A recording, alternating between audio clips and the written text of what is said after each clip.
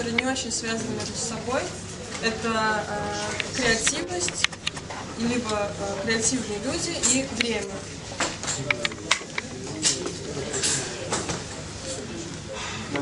And I think we all know this feeling.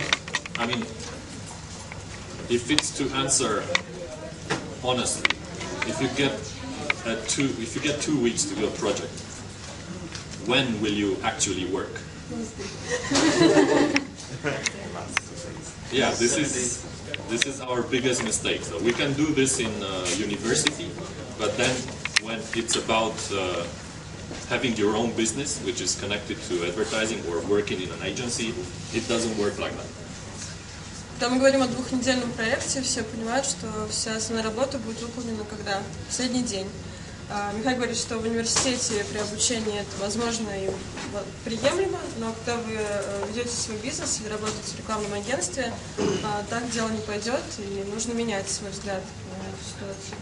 Потому что это является основной ошибкой всех людей, работающих на проектах краткосрочных.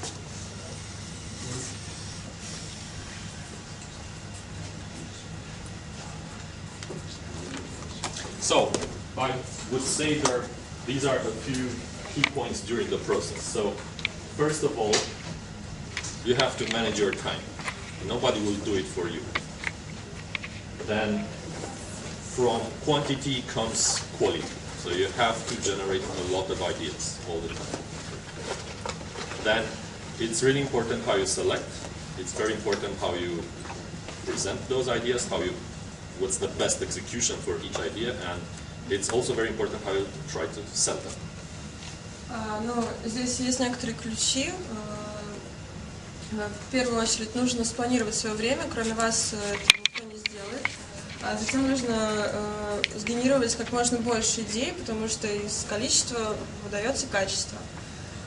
Затем вы выбираете идею, это очень важно, как именно вы это делаете. Соответственно, вы должны четко осознавать, как именно те или иные идеи могут быть реализованы в жизнь, как они могут быть применимы. И затем, конечно, очень важно, как именно вы будете свои идеи продавать. And we'll go through each of them. Мы пройдемся по каждому из этих пунктов. So about time management, you have to start early. So right after you get the brief, you have to, just because you see the brief, it's like a start button, which is seeded into your brain, and your brain starts automatically to work. So even if you don't really go sit down at the desk and work on it, your brain is still working on this task. Мы начнем с тайм-менеджмент. В первую очередь нужно начать как можно раньше, как только вы получили бриф. Сразу после этого уже мозг начинает автоматически работать, то есть он включается в предложенную вам ситуацию. То есть, когда вы получаете бриф, прочитываете его, вы таким образом запускаете уже некоторый процесс в голове. Даже если вы не сидите, вот я сел и начинаю работать, даже если вы конкретно не сели за стол, все равно уже какой-то процесс начнется. И это важно сделать в самом начале, как только вы бриф получили. Also, research is important. So actually, it's important to just start by doing anything. If you start doing research, you understand better your brief and see what has been done in the context. If you just start thinking about it, just writing anything, even if it's the most stupid thing in the world, on a piece of paper, it means your brain started. Очень важно также делать исследования, то есть изучать, скажем так, отрасль, да, в которой вы собираетесь работать. И неважно, вы начинаете с изучения, либо вы просто записываете самые дурацкие идеи на листочек бумаги, в обоих случаях вы уже работаете над брифом. In our teams, if we have 2 weeks until the first presentation to client, we don't give the team more than 2 days. So we'll have a first presentation in the second day after the briefing. Когда они работают на двухнедельных проектах, когда срок 2 недели, перед первой демонстрацией презентации перед клиентом, то они в своей команде дают всего лишь 2 дня на, скажем так, первый пласт, да, идеи. То есть через 2 дня, точнее даже на второй день уже после получения брифа, нужно предоставить какой-то результат. Нужно уже сделать черновую версию презентации. So in this, for a 2 weeks presentation, we'll have at least 5 internal discussions. Таким образом, через 2 недели, когда вы уже будете отчитываться перед клиентом, у вас будет как минимум 5 внутренних обсуждений, то есть вы 5 раз собираетесь командой и вслух проговорите, что у кого появилось в голове. Сколько идей на первой презентации нужно показывать? As many as possible. Можно больше. Ну, а есть какая-то норма? Минимум, да, 10 по команде. 10 на команду. Да. Команда 2 человека? Да. Как выглядит первая презентация, которая на второй день? Это просто идеи на словах или это уже скетчи и что-то оформлено? Depends on the team. So I ask them to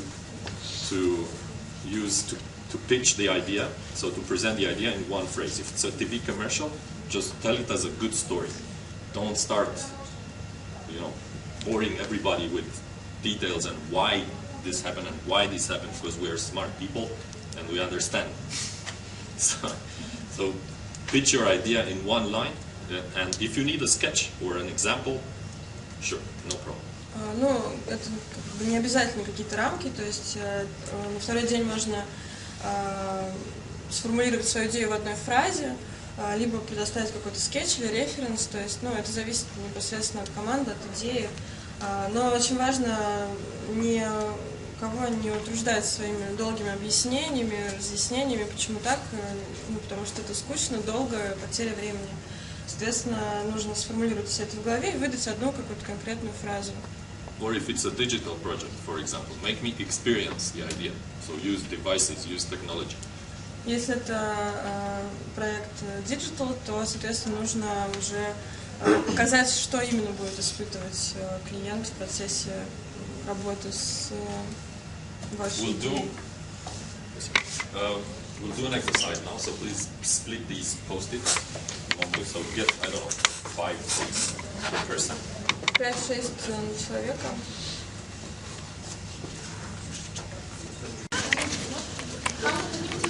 Five minutes to write as many ideas as you can have in 5 minutes. Сейчас будет небольшой бриф. В течение 5 минут вам нужно написать как можно больше идей. The brief is make the episode 2 of this smart unexpected test drive. Make people test drive the smart. Бриф, как был у нас представлен смарт, да, идея со смартом, то есть заставьте людей пройти тест-драйв смарт. Сделать так, чтобы они захотели пройти тест-драйв. Михай выберет 5 человек, у кого получится самая длинная цепочка, и каждый из этих 5 людей представит какую-то свою одну идею. Давай. Кто начинает? Одна идея, сама лучше. В аэропортах и вокзалах прилетают, там машины обычно берут, туда доезжают на такси и оттуда берут такси. Но причем прилетает много водителей. Там можно предоставлять смарт тем, кто прилетел на самолете. То есть они доезжают до дома и проходят туда. Окей, да, понятно. Спасибо. На русском или на английском? Как ты хочешь? На русском.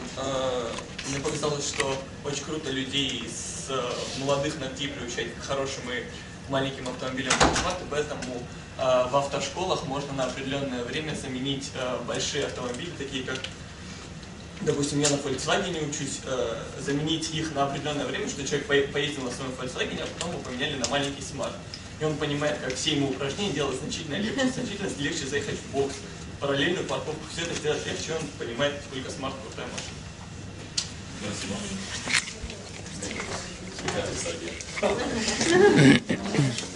But it's good.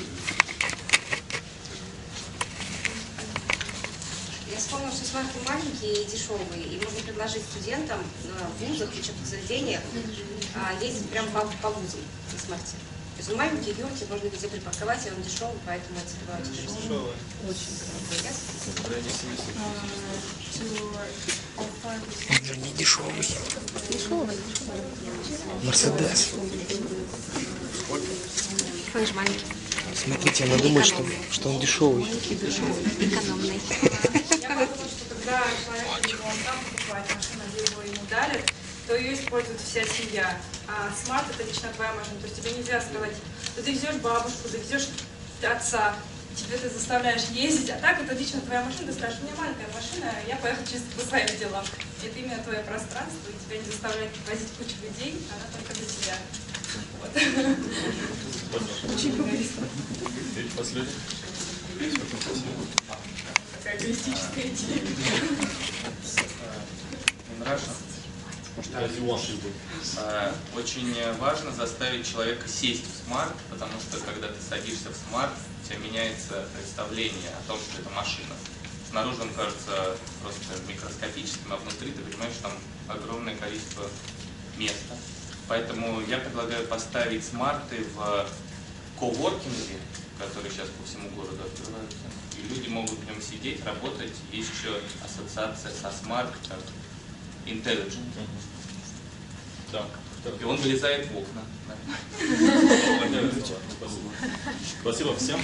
We cannot listen to all the ideas, unfortunately. That's why I picked only 5 people. And now, please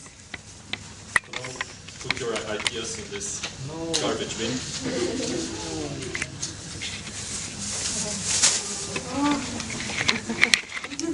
I will leave it here. Ценность наших идей. Наоборот, он их заберет, он скажет, что я тут придумал 10-й день. Целый мешок. Зачем пришел? За 5 минут. Да.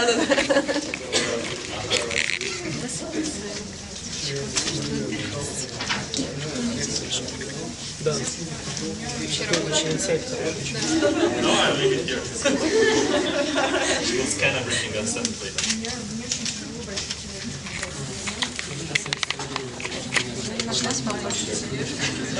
Yeah. So why do we do this? First of all, we set a deadline. It was 5 minutes. Then I put some pressure on you by reminding it's 2 minutes or 20 seconds and so on. Then you had to make a selection by your own, very fast, so you didn't think about it much, so it was just gut feeling. And then, let's do this. Ну, он объясняет суть этого упражнения. Сначала он поставил вам дедлайн, то есть ограниченное количество времени, всего лишь 5 минут. Потом он еще давил на вас, напоминаю, у вас осталось 4 минуты, 3 минуты, 20 секунд.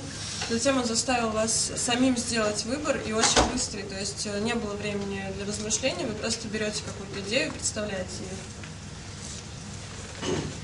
And I would say the most important thing here is that we all have, you have to get rid of your dead weight ideas. Ideas who are there already. And the only way to get rid of them is just writing them down. So take them out of your head. Why? Because then you make room for new ideas.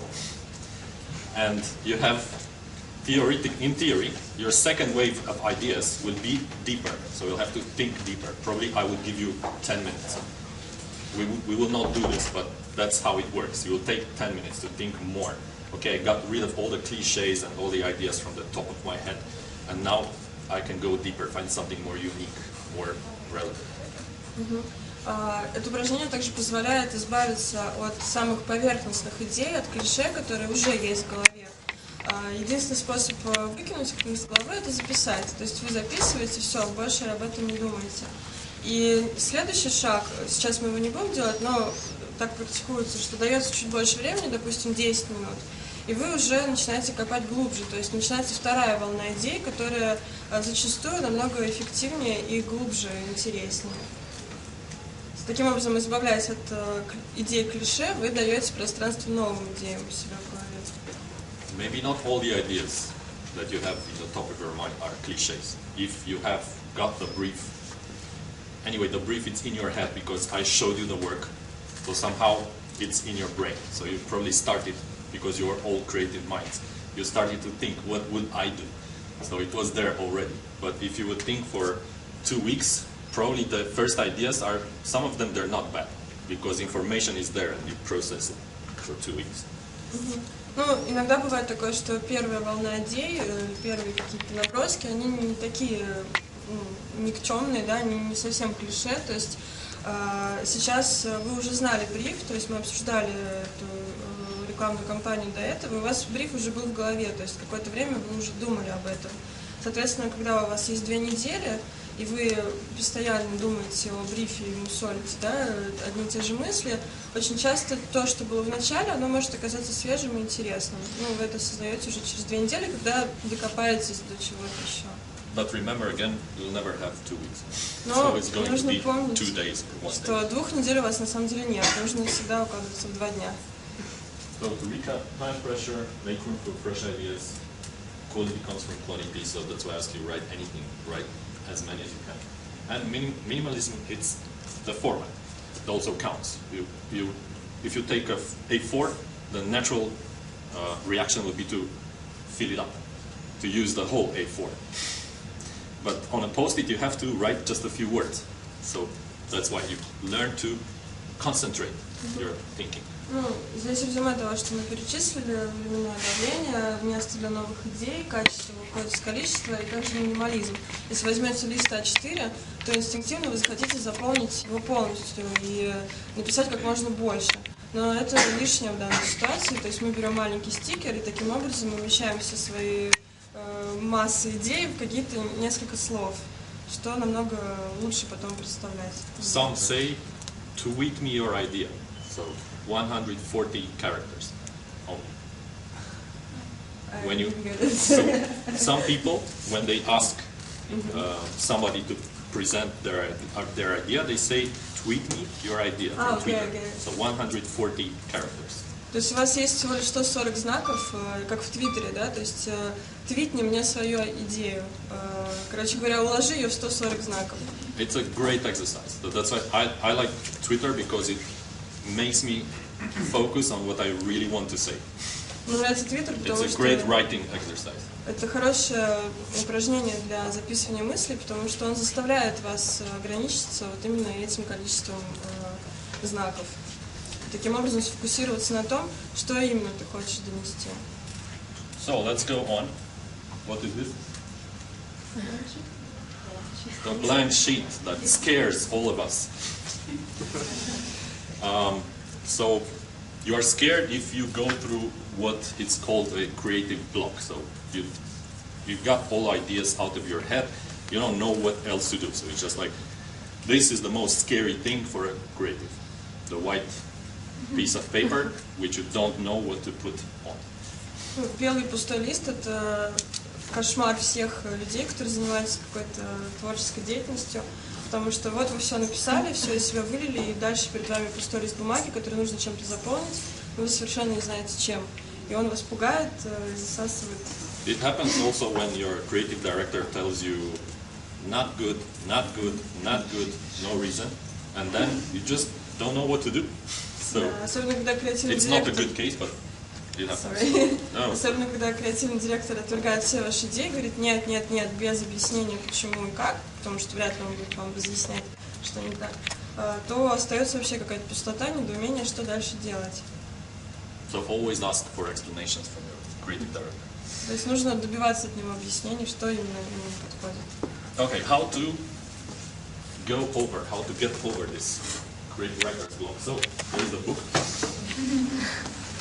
It's a lot of common sense stuff in this book. It's not like magic, but it's interesting. So somebody thought to put all the ways. So it's a series, like 90 interviews with creative people from different industries, and the question was this: overcome your creative block. And these people, they tell us what they do. So one starts cooking, one starts riding his bike, one starts to just make planes out of his papers, and so on. So it's like everybody tells what they do.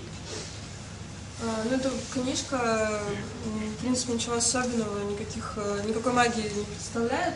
Но здесь собраны примеры огромного количества людей, которые рассказывают, как именно они преодолевают вот этот блок перед чистым листом бумаги. Кто-то начинает готовить, кто-то ездит на велосипеде, кто-то делает самолетики из бумажек. То есть просто какие-то, ну, какой-то способ отвлечься и перейти вот этот барьер и начать креативить. You can also find some very interesting things here on this website. It's the website of a guy named Mike Monahan. And many things which I told you, he used to work with BBDO University. We have this thing from the network, and many things which I told you, they come from him. But everything I told you, it's tested. So it's tested in, I will tell you later. Mike? Mike Monahan. Ну, Just go сайт there. before и after. Это сайт Майк Монахан, который также работал в BBDO, и большинство вещей, которые говорит Михай, сегодня взяты вот от него, от этого человека, но они все протестированы, то есть они действительно работают. Or, if you have heard of Malcolm Gladwell, or if not, just read his work, because it's very useful for us working in communication, marketing, advertising.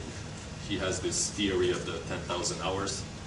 Maybe you've heard of it. So you can get a lot of interesting, useful insights from what this guy writes. Ну, также, может быть, кто-то слышал о мистере Глэдвелл, вторая ссылка, там также есть масса идей, это очень полезный источник для всех нас. Может быть, кто-то знает правило 10 тысяч часов, кто-то слышал или нет. Ну, в любом случае, стоит почитать, посмотреть, что он написал. Может, на русском есть? Да, это единственное. Which is an opportunity. So, if one of you Можем перевести. would care to translate, would be great. Just to give you some concrete examples. Start with the end. It's called the 180 technique. So if you have no ideas, you are stuck with a brief or with a phrase, reverse it. Start with the end. Another way is just make it wrong. So if you are thinking in one direction, just bring back to life all the ideas that you killed.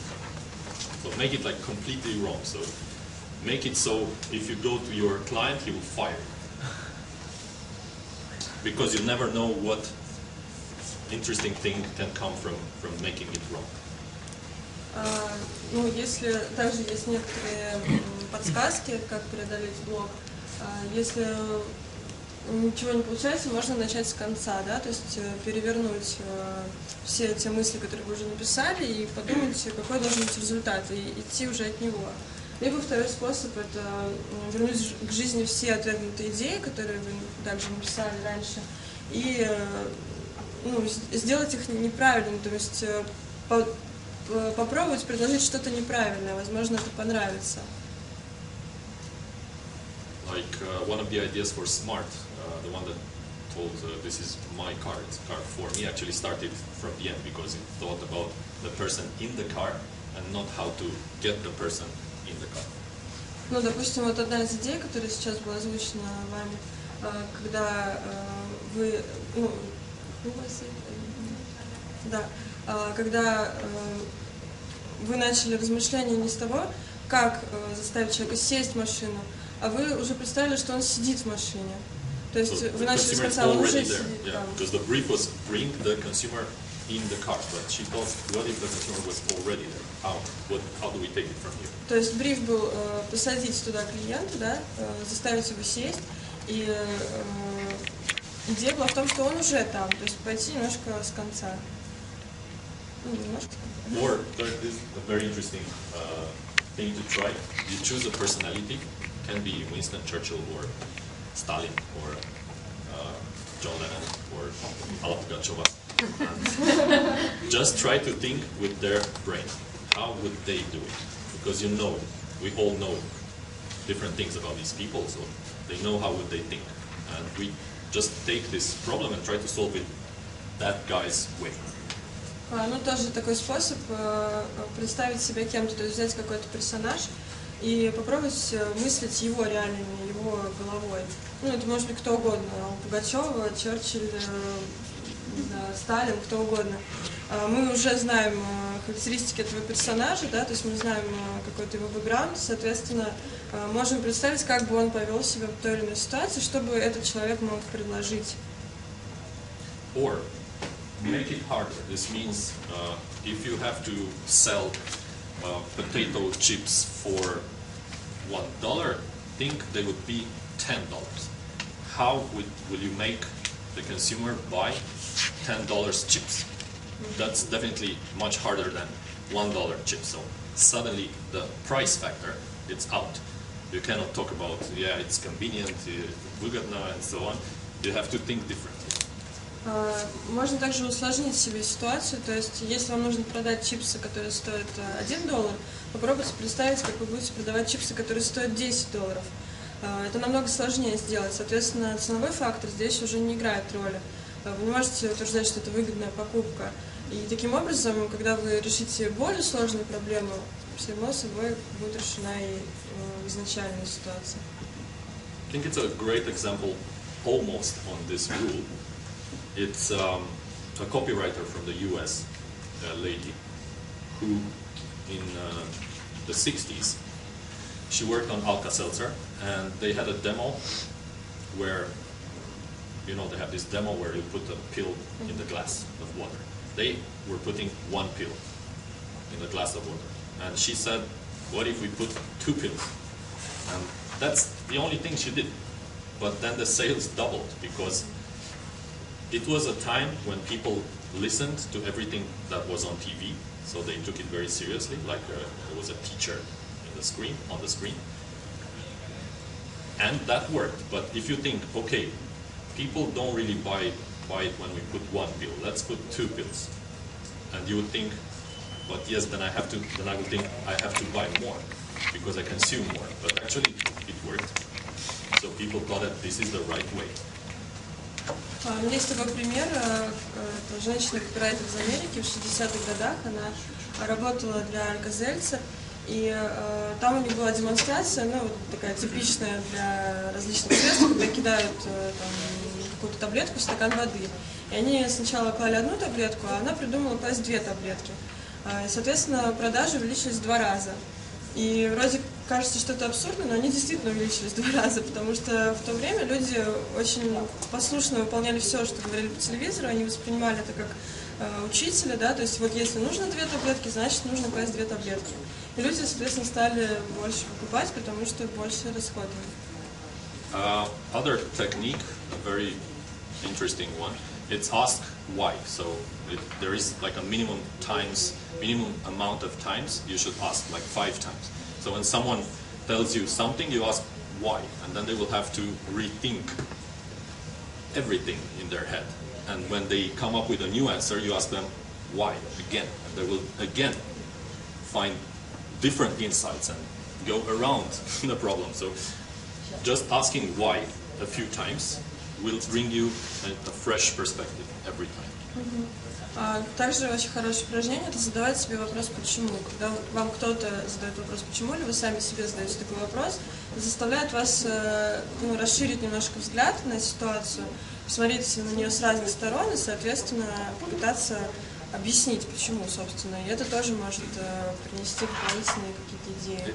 It's like if you have to launch a new Gillette razor. Gillette razors have 5.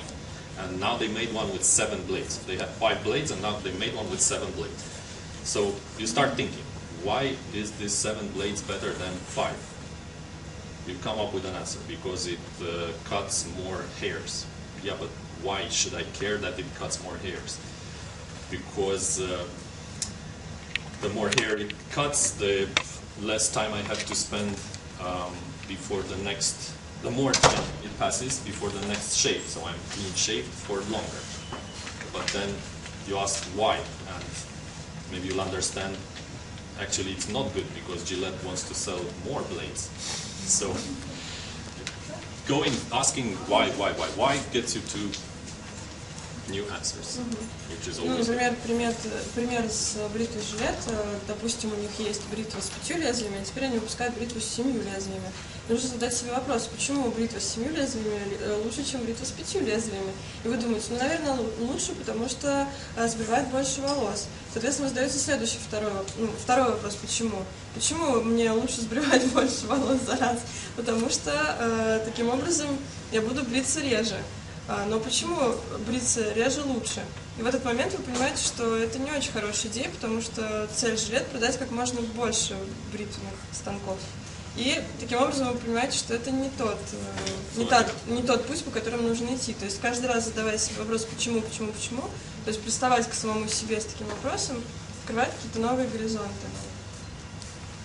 Or another classic, it's also connected to celebrities. Just imagine it's the famous elevator pitch. So just imagine you are in an elevator with a famous person, the one you have dreamed all your life to meet, and you have 1 minute between floor 5th floor and 15th floor to pitch them an idea, whatever idea. So just think, how would you do it? Ну That's и, a great естественно, exercise as well. классический пример – разговор в лифте. Вы должны представить себе, что вы встретили в лифте какого-то знаменитого человека, либо какого-то человека, которого вы мечтали всегда встретить, и вот вам нужно ему срочно за 1 минуту рассказать свою идею. Соответственно, вы укладываете ее максимально коротко, и, ну, это классический питчинг, когда вы доставляете свою идею. It's more connected to the previous discussion, to the time management and minimalism and all those things. It's just imagine you have to make this person put money in your idea. So he's a real client. That's actually what we do with clients. We come to them with an idea. They look at us like some crazy monkeys dressed in super dry shirts and Converse shoes or Nike or whatever. And actually we have to show them that we know their business, and with our idea we will help them to make money. Because this is all they care about. Ну, соответственно, этот пример, разговор в лифте, относится скорее к тайм-менеджменту. Представьте, что вы должны заставить этого человека вложить деньги в свою идею. И вы должны действительно его убедить. И это именно то, чем занимается их отдел. То есть они доказывают клиентам то, что вот мы такие пришли в конверсах, все прикольные, но вот наша идея поможет вам заработать больше денег. Именно об этом больше всего переживают клиенты. Окупится ли все это? Okay, we're very much out of time, so I'm going to be faster now. We have in BBDO these, I wouldn't call it a tool because it's based on everything that I told you already, and it's kind of common sense. But it's a system of working, let's say, which is very useful. And I do, at the beginning of every workout, what is it in short? So when we have a difficult brief, we gather, let's say, all the people that are now in this room, so from 10 to 30 people, different specialties, copywriters, art directors, media people, digital guys, PR, everything. And we keep them there from 4 hours to 4 days, and they get one brief, and everybody thinks on the same brief. And they do these sessions of thinking, and show their ideas and discuss and come up with more ideas and discuss and more ideas and discuss. The selection happens at some point, and at the end we have a bunch of really, really, really good ideas. Ну, есть еще такой способ мозгового штурма, когда команда креативщиков запирается в комнате на какое-то количество дней или часов или недель. Вот, и, соответственно, дается бриф, и они очень активно обсуждают, выдают идеи, обсуждают, все это происходит волнами. Соответственно, это тоже один из способов вытаскивания каких-то новых решений. So in BBDO we call them workouts, which actually means like physical workouts. So when you pull weights or do some push-ups, that's a workout.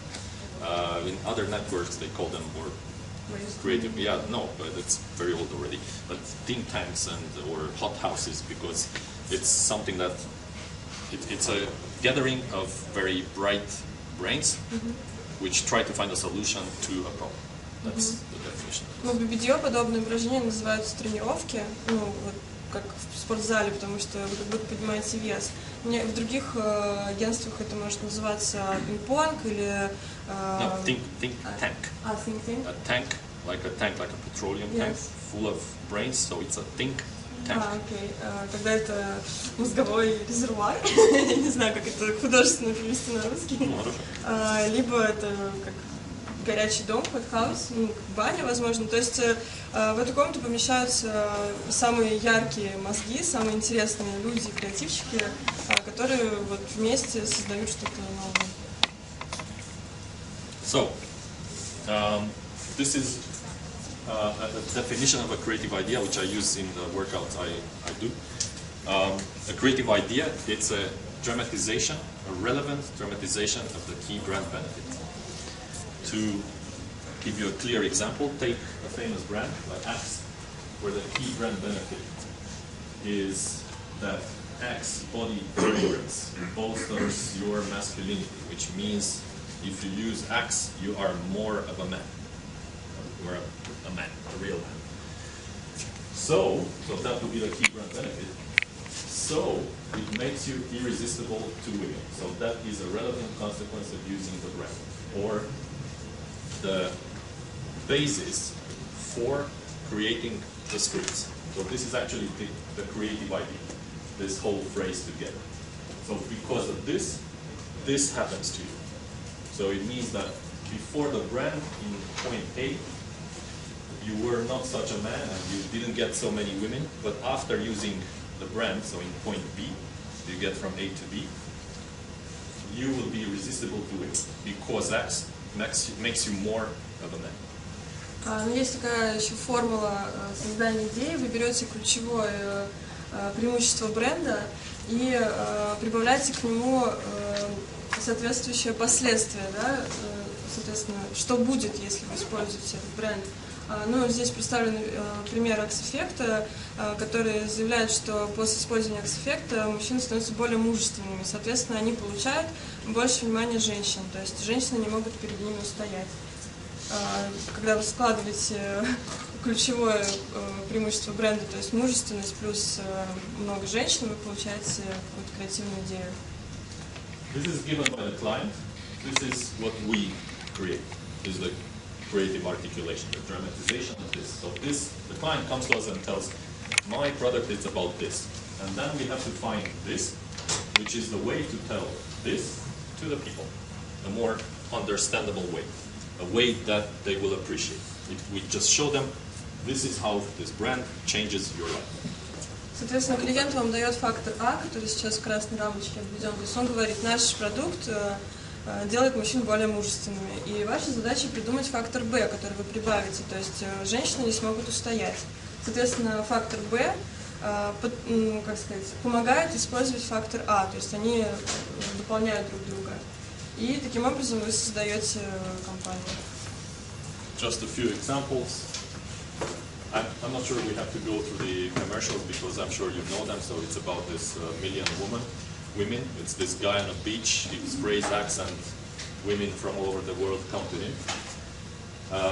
The next one, it's the chocolate man. So it was a special fragrance, chocolate flavored. The guy used it, and you will not fall asleep during the lessons in university. That's it, just an example. So from here, you can come with all the executions that I showed you previously. Ну, соответственно, он сначала перечислил рекламу, которую наверняка все помнят, да, с Акс-эффектом, когда там миллион женщин гоняли, потом какой-то был шоколадный мужчина, третий он не вспомнил.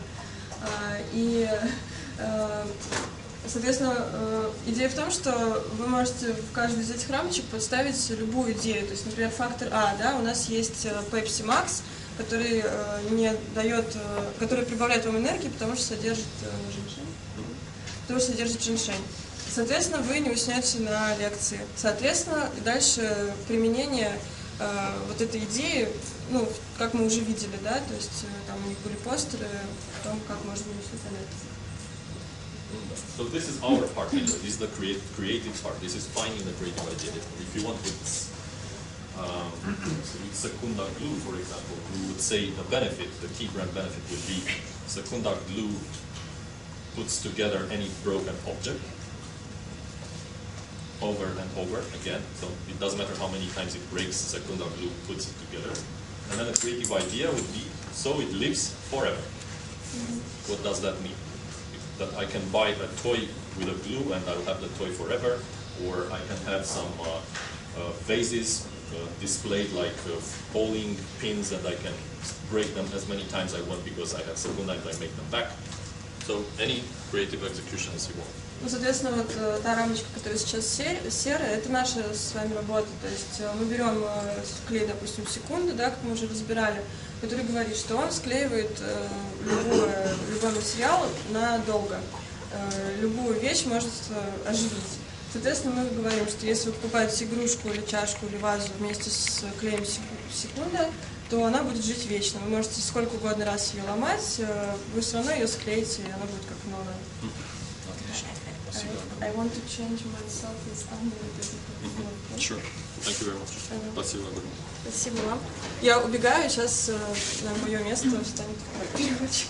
Спасибо. Спасибо. So, not much left and we go to the briefs. These are just examples of how to, who will translate?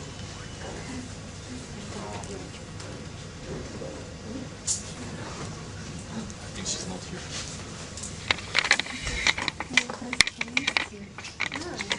Maybe someone else. Yeah. Let me check.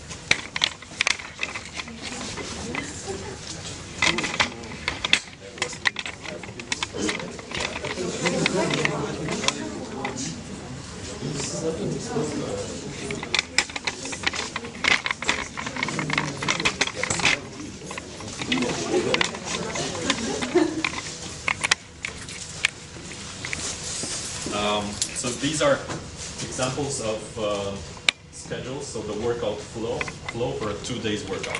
Это двухдневный план работы, график. That's it. So this, when I run a workout, I make this. So you have to be, even as a creative, you have to be really organized. Вам нужно быть очень организованным, когда Михай приступает к работе, он сам составляет такого рода график. So as you see, it's all by minutes, 15 minutes, 30 minutes, and so on. So there are a few working sessions with different types of tools to stimulate the brains. Everything is there. Все расписано вплоть до минут, и у вас просто указывается очень детально, как бы каждый элемент вашего плана. So at the end of every session, we listen to all the ideas. We don't really make a selection. We just keep some, reward some others, and try to be constructive to the maximum. Ну, стараясь быть максимально конструктивными, они просто как бы рассматривают все идеи, ну и отбирают, естественно, самые лучшие. Только конструктивная критика. So a few learnings from BBDO workouts. We already, it's basically a recap of what we learned. Split in small, diverse teams. Разделиться на маленькие команды и диверсифицировать их, то есть разнородные команды. Working comfortably short sessions. Удобно работать в удобных, комфортных, коротких сессиях. So try to use this stuff when you will work now, after I give you the brief. То есть это те инструменты, которыми вы можете воспользоваться сразу же, как только вам сейчас дадут бриф. Don't kill ideas like in public executions. So never kill in a discussion, in a brainstorming, the ideas of your part.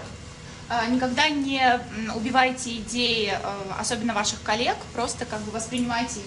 Even if it's stupid, Даже try to если find глупо. something good in it and build on it. Попытайтесь найти в ней какие-то плюсы и на этих плюсах дальше строить что-то, новую концепцию. If you'll have 1 hour. Plan a few sessions, 2 sessions probably, 2 5-minute sessions. Запланируйте 2 5-минутные сессии. And then quickly choose what you think is best. Just don't think too much. Just, I think this is good, I think this is good, I think this is good. И просто выбирайте, не раздумывая слишком долго, просто вот определяйте. Я думаю, вот это хорошее, вот это хорошее, вот это хорошее. And then have a short discussion and choose one last. А потом после короткой дискуссии выберите одну, самую последнюю, самую удачную идею. Okay, in a workout, we actually keep the results of all sessions. So the result of a workout, it's a room like this full of ideas. So all the walls would be full of ideas. В такого рода сессиях... No, no post-it. Post-its we use in the initial phase. But then we start increasing the size of the paper. Because the initial thoughts have to be easy to explain, so you have to focus, to concentrate them. But then you start developing executions, you need more space. But we do it gradually, so we start with post-its, A4s, A3s, and then this for the client. То есть постепенное масштабирование. Вы начинаете просто с этих наклеек, а дальше потом там больше формата бумага. И самое главное, то есть просто прирост вот этих результатов, вы от них не избавляетесь, не фильтруете, а просто ну, как бы вот наращиваете объемы ваших идей. This shaping of good ideas actually never ends until it's time to go on air. So, in my opinion, an idea, because your brain never stops, and creatives are never happy with what they have. They always think we can do better. То есть шлифовка идеи, она никогда не прекращается. Прекрасно знаем, что можно перфекционировать, в общем, как бы улучшать идею до бесконечности. То есть вы все время будете находиться в этом процессе. So there always is a deadline.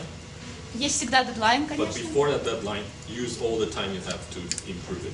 Но до дедлайна постарайтесь использовать абсолютно все время, которое у вас есть для улучшения идей. So moving forward to the selection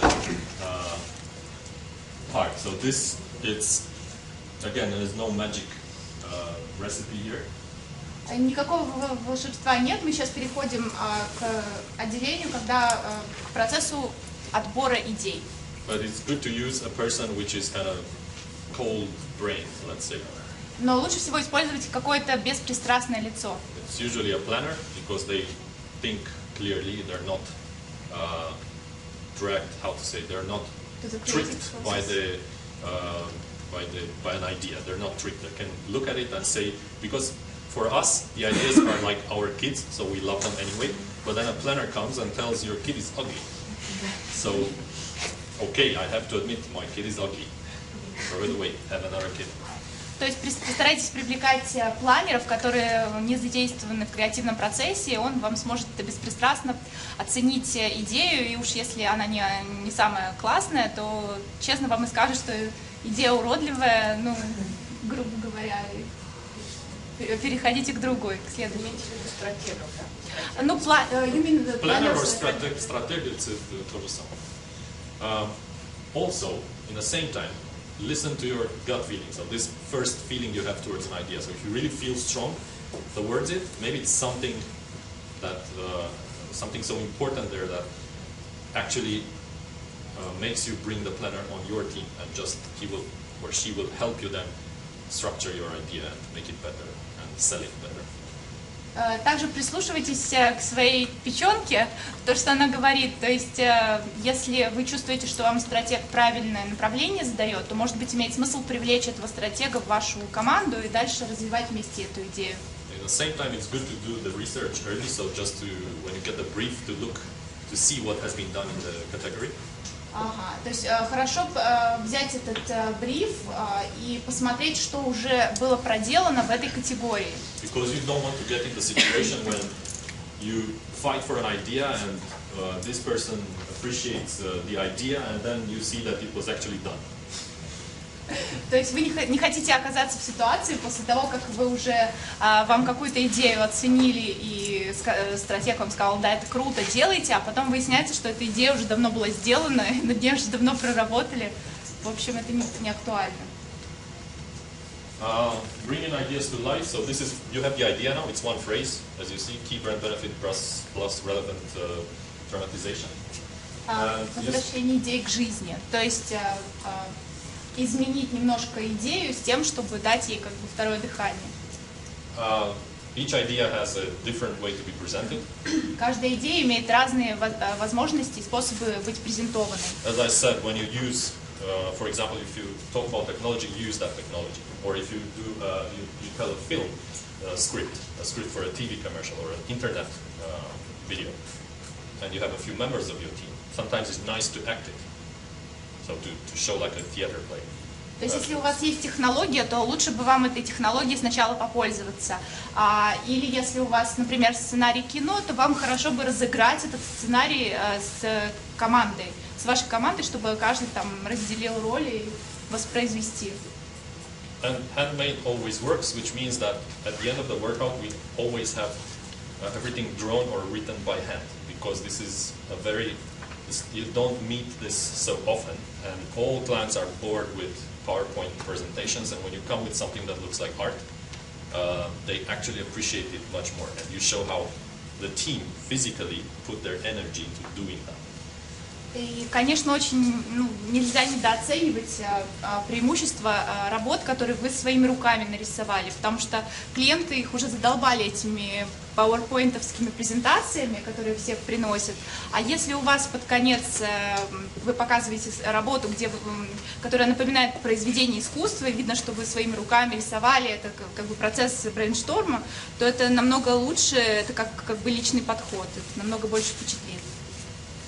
And the last thing before the brief, how to sell your ideas, just a few things. Последнее до брифа, последний этап – это как продавать ваши идеи. Зачастую клиент, он не понимает или не признает рисунки от руки, скетч и так далее. И говорит, визуализируйте меня.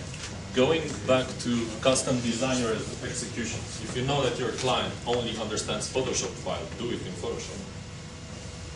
Если ваш клиент только Photoshop признает, то делайте в Photoshop, понятно. То есть главное понимать, что хочет ваш клиент. Естественно, не наперекор ему.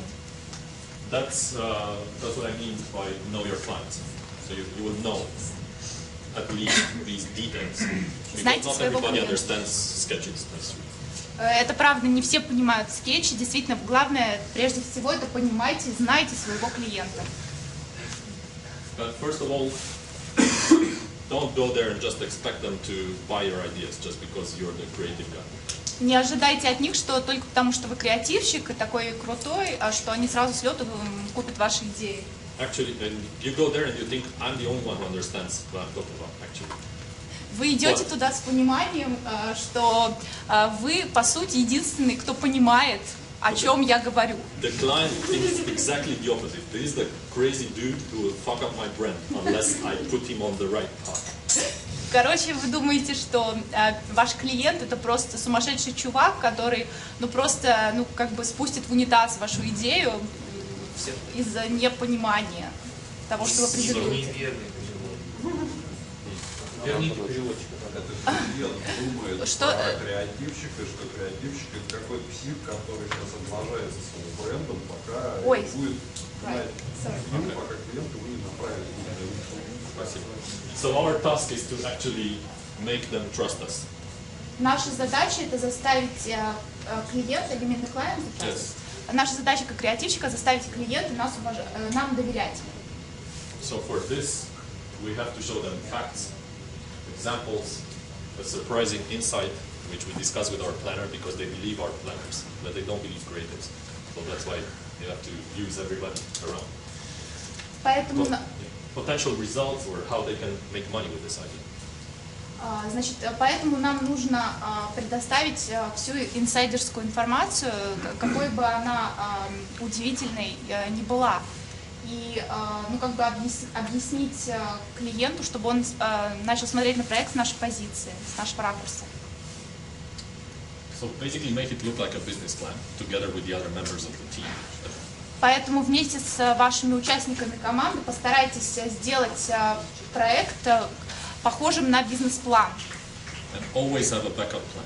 So и всегда вы должны иметь еще один дополнительный план, как бы запасной вариант. What do I mean by this? This is actually something I tried in BBDO, and it comes from the word wow, because, for example, for clients like P&G, this is their main criteria. So, is it a wow idea? But then, what is wow for you? What is wow for me? They're different. So, we made these meetings where the agency prepared examples of wow work. The client also prepared examples of wow work, and then we got together and discussed them. So we understand where they are, where we are. И важный критерий, который вот, с которым пришли в команде BBDO, это такая проверка вау-идеи. Для разных людей понятие вау-идея, оно разное, и поэтому клиенты приходят со своим пониманием вау-идеи, примеров таких работ, а креативная команда приходит со своими вау-проектами, идеями, для того, чтобы понимать и как бы говорить на одном языке и понимать, что для другого человека это критерий значит. So this is it.